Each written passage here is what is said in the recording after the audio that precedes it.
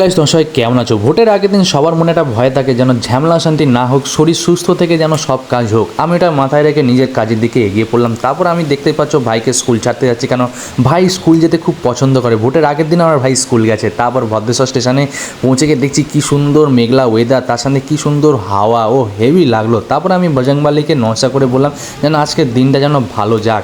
তারপর আমি ট্রেন আসলো, ট্রেনে উঠে পড়ে কী সুন্দর হাওয়া খেতে খেতে আমি হাওড়া স্টেশনে পৌঁছে গেলাম। হাওড়া স্টেশনে এসে দেখছি সবাই নিজের নিজের কাজে ব্যস্ত, কে কী করছে অত দেখছে না। তারপরে এই জায়গাটা অত সুন্দর হাওয়া দেয়, ও বললে না যে তোমার ঘাম পুরো শুকিয়ে দেবে। তারপরে আমি কী সুন্দর হাওয়া খেতে খেতে আমি কলেজে পৌঁছে গেলাম।